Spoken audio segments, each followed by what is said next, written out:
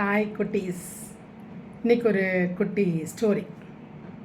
நம்ம பரமாத்மா குருவும் 5 சீடர்களும் ஒரு பக்கத்து ஊருக்கு ட்ராவல் பண்ணுறாங்க. அவங்களோட ஒரு ஆசிரமத்து ஒர்க்கு விஷயமாக போகிறாங்க, பக்கத்து ஊருக்கு போகிறாங்க.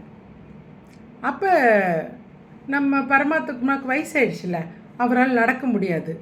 அதனால் 5 சீடர்களும் என்ன பண்ணுறாங்க, ஒரு மாடை ரெண்ட்டுக்கு எடுக்கிறாங்க. இப்போ நம்ம காரெல்லாம் ரெண்ட்டுக்கு எடுக்கிறோம்ல, காரு பைக் இதெல்லாம், அந்த மாதிரி அந்த காலத்தில் மாடை ரெண்ட்டுக்கு எடுக்கிறாங்க. 3 பொற்காசுகள் கேட்குறாரு அந்த மாட்டு ஓனர். உடனே சரிங்க 3 பொற்காசுகள் கொடுத்துறோன்னு சொல்லிட்டு மாடை இழுத்துட்டு வந்துட்டு மாடு மேலே பரமாத்மா குரு உட்கார வச்சுட்டு 5 பேர் பின்னாடியே போகிறாங்க. போயிட்டே இருக்கும்போது ஒரு இடத்துல பார்த்திங்கன்னா ரொம்ப ஒரு ட்ரையான ஏரியா, நல்ல சம்மர் சீசன், நல்ல வெயில் காலம். அந்த ஏரியாவில் ஒரு மரம் கூட இல்லை, மரம் செடி எதுவுமே இல்லை. பார்த்தா வெயில், உச்சி வெயில், ரொம்ப டயர்டாகுது, தண்ணி எடுக்குது எல்லாத்துக்கும். அந்த ஏரியாவை க்ராஸ் பண்ணி போனால் தான் பக்கத்து ஒரு கிராமத்துக்கு போக முடியும். உடனே குரு உக்காந்துட்டே வந்தவர் அப்படியே மயக்கப்பட்டு மாட்டு மேலே விழுந்துடுறாரு. உடனே 5 சீடலும் வச்சிச்சோ அப்படின்னு சொல்லிட்டு குருவை பிடிச்சி, இந்த மாடு நிற்கிது பார்த்தீங்களா, மாட்டோட நிழல் பார்த்திங்கன்னா கொஞ்சம் நிழல் தான் இருக்கும். மாடை பார்த்துருப்பீங்கல்ல, கவு பார்த்துருப்பீங்கல்ல, அது நிழல் கொஞ்சம் நிழல் தான் இருக்கும். அதுக்கு கீழே ஒரு துணியை விரித்து குருவை படுக்க வச்சிடுறாங்க. படுக்க வச்சு வெயிட் பண்ணிட்டு இருந்தாங்க. குரு முடிச்சு பார்க்குறாரு, கொஞ்ச நேரத்தில் முடிச்சிட்டார். சரிப்பா வாங்க நம்ம போகலாம் அப்படின்னு சொல்லிட்டு எப்படி ட்ராவல் பண்ணி போகிறாங்க. ஆனால் பக்கத்து கிராமத்துக்கு போகிறதுக்கு நைட் ஆயிடுச்சு. ஆனால் அங்கே இருக்கிற கிராமத்து தலைவர் இருக்கார் பாருங்க, அவர் ரொம்ப நல்ல மனுஷன், ரொம்ப குட் ஹார்ட்டட், ரொம்ப நல்ல மனுஷன். இவங்களை இன்வைட் பண்ணி வாங்க வாங்கன்னு சொல்லி அந்த ஊரில் இருக்கிற ஆசிரமத்தில் தங்க வைக்கிறார். தங்க வச்சு அன்றைக்கி நைட்டு ஃபுட்டு எல்லாத்துக்கும் நல்லா சாப்பிடுங்க, வயிறு ஃபுல்லாக சாப்பிடுங்கன்னு எல்லாருக்கும் சாப்பாடு கொடுக்குறாரு. எல்லோரும் நல்லா சாப்பிட்டு உட்காந்து பேசிகிட்டு இருக்கிறாங்க. அப்போ அந்த மாடை வாடகை விட்டுக்காரு பாருங்க, ரெண்ட்டு கூட்டாரில் அது ஓனர் வரார். ஓனர் வந்தானே அந்த குரு என்ன பண்ணுறாரு, 3 பொற்காசுகள் எடுத்து கொடுக்குறாரு. என்ன நீங்கள் எனக்கு 5 பொற்காசுகள் வேணும் அப்படின்னு.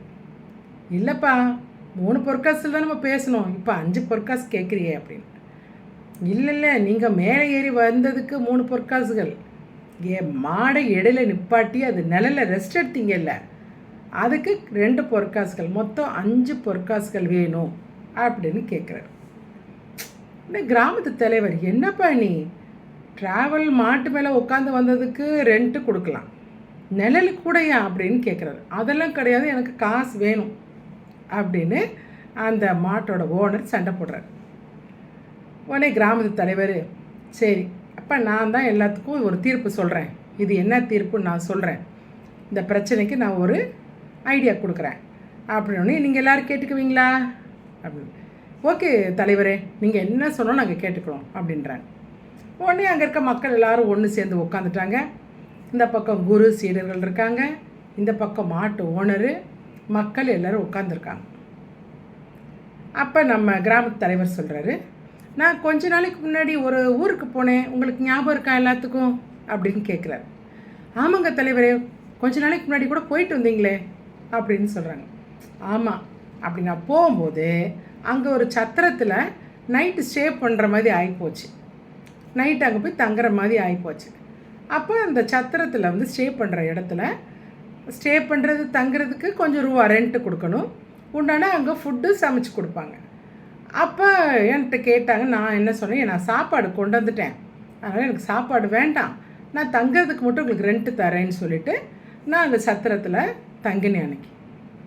அப்போ பார்த்திங்கன்னா ஒரு நல்ல வாசம் வந்துச்சு. அந்த சத்திரத்தில் சமையல் ரூம் இருக்கும்ல, அங்கேருந்து கம்மன்னு வாசம், நெய்யில் வெங்காயத்தை வதக்கிற வாசம், கம்மன்னு வாசம். நான் என்ன பண்ணேன், டிஃபன் பாக்ஸை திறந்து சாப்பாடு கொண்டு போயிருந்தார்ல, அதை திறந்து அந்த வாச ஸ்மெல்லை அப்படியே ரசிச்சுட்டு நான் சாப்பாடெலாம் சாப்பிட்டு முடிச்சிட்டேன். நானே இப்போ ஓனர் வந்தார், எப்படி இருக்கீங்க, நல்லா இருக்கீங்களா? நல்லா இருக்கேன், நான் இப்போ தான் சாப்பிட்டு முடித்தேன், உங்கள் சமையல் ரூம்லேருந்து கம்மன்னு வாசம் வந்துச்சு, ஸ்மெல்லை வச்சுட்டு நானும் சாப்பிட்டுட்டேன் அப்படின்ட்டு. சரி நீங்கள் தூங்க, நான் காலையில் வர்றேன் அப்படின்னு சொல்லிட்டு அந்த சத்திரத்து ஓனர் போயிட்டார். காலையில் வரார். உடனே அவர் ரெண்ட் எடுத்து கொடுக்குறார். என்ன நீங்கள் ரெண்ட்டை மட்டும் கொடுக்குறீங்க? எங்கள் சமையல் ரூம்லேருந்து ஸ்மெல்லு நேற்று வந்துச்சுன்னு சொன்னீங்கள்ல, வாசம் வந்துச்சுன்னு சொன்னீங்கள்ல, அதை வச்சுட்டு தான் நீங்கள் சாப்பிட்ருக்கீங்க, அதுக்கு எனக்கு காசு கொடுங்கன்னு கேட்டிருக்காரு. உடனே இந்த தலைவர், என்ன நீங்கள் இதுக்கு போய் காசு கேட்குறீங்க, இதெல்லாம் தர முடியாது அப்படின்னு. சரி அப்போ வாங்க நம்ம ஜட்ஜிட்ட போவோம், நீதிபதிகிட்ட போகலாம். ஜட்ஜி நீதிபதிகிட்ட போகலான்னு அங்கே போகிறாங்க. அவர் ரொம்ப பிரைனியானவர். வாங்க நம்ம ஜட்ஜிட்ட போகலான்னு போகிறாங்க. அங்கே போனோன்னா ஜட்ஜி கேட்குறாரு இவங்க கதையை கேட்டு, எப்பா நைட்டு ஸ்டே பண்ணதுக்கு ரூபா கொடுத்துட்டாரு, சரி அங்கே கிச்சன்லேருந்து வர்ற ஸ்மெல்லுக்கு கூட நீ காசு கேட்ப அப்படின்னு. ஆமாம், எனக்கு அதுக்கு காசு வேணும். இவர் அந்த கிச்சனில் இருக்க அந்த நெய்யும் வெங்காயம் வதங்கின வாசம் வச்சு தான் இவர் சாப்பிட்ருக்காரு, எனக்கு காசு வேணும்னு கேட்குறாரு. உடனே ஜட்ஜி என்ன பண்ணுறாரு, இந்த காசு நீங்கள் பண பையை கொடுங்க, நீங்கள் பணம் வச்சுக்க ரூபா பையை கொடுங்கன்ற. இந்த கிராமத்தில் பண பையை கொடுக்குறாரு. அதை கொண்டாங்கன்னு சொல்லிட்டு, இந்தாங்க இந்த பணத்து வாசத்தை பிடிங்கன்னு சொல்லிட்டு ஒரு மூக்கில் வச்சு கரன்னு தேய்க்கிறாரு.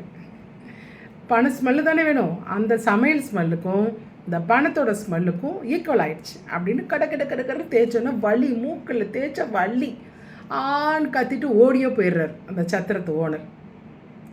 அதே மாதிரி இங்கே மாடு கொண்டு வந்ததுக்கு மாடுக்கு ரெண்ட்டு கொடுத்தாச்சு, இந்த 3 பொற்காசுகள் பிடிச்சிக்கும். அதோட நிழலுக்கு இப்போ நைட் டைம் ஆயிடுச்சு. இப்போ நிழலுக்கு எங்கே போக முடியும்? இப்போ நிழல் இல்லை.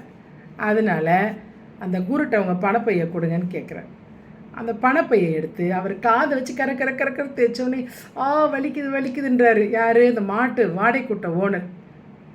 இந்தங்கயோ எனக்கு வேண்டாம், எனக்கு அந்த மாட்டுக்கு ரெண்ட்டு கொடுத்தா போதும், 3 பொற்காசுகள் கொடுத்தா போதும்னு சொல்லிட்டு வாங்கிட்டு ஒரே ஓட்டம் ஓடிடுறாரு. சரியா? அது மாதிரி கிராமத் தலைவர் ஹெல்ப் பண்ணுறார். அவரோட ஸ்டோரியை சொல்லிவிட்டு அவர் ஹெல்ப் பண்ணுறார். மறுநாள் காலையில் எழுந்திரிச்சு பரமாத்மா குருவும் சீடர்களும் மறுபடியும் நடந்தே அவங்க ஊருக்கு போகிறாங்க. இது ஒரு குட்டி கதை. நாளைக்கு ஆச்சு வேற ஒரு கதை சொல்கிறேன். ஓகே.